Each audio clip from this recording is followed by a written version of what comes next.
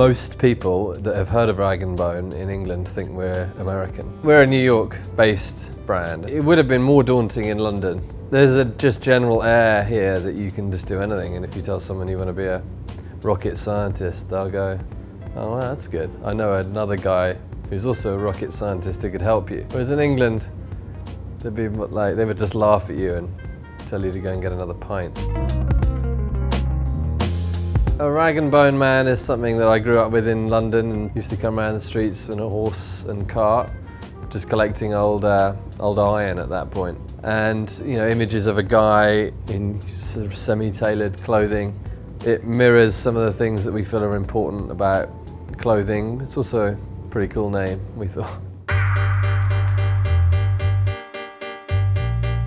It's remarkable in some ways that at one point in time we were doing the jobs of everybody that's now in the company. And now we have so many different departments that contribute to the success of the brand. And now our job to sort of manage those people and make sure everything's communicating and consistent with our vision of the brand is quite an exciting prospect.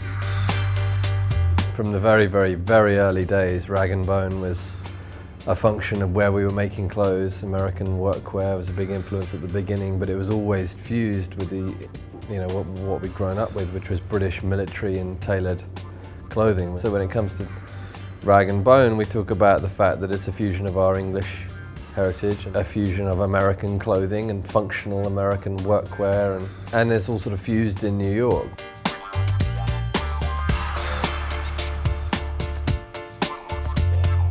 We show in New York, but we also realise, we want to be an international company, and what's happening in London, quite frankly, is pretty exciting. Just the history of menswear in London is a nice sort of narrative to it. You think about Savile Row, and you think about the authenticity of London menswear and the history of it. I think it sort of fits nicely into the resurgence that we're seeing now.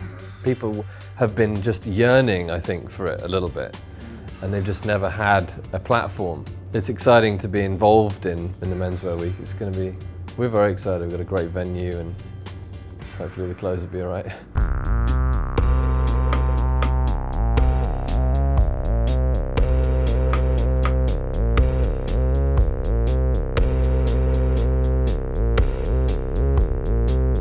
Being in England, we're pretty comfortable with, but I think that we still feel like we have a lot to tell people in England about what we do, and we hope that they give a shit, and that's quite nerve-wracking.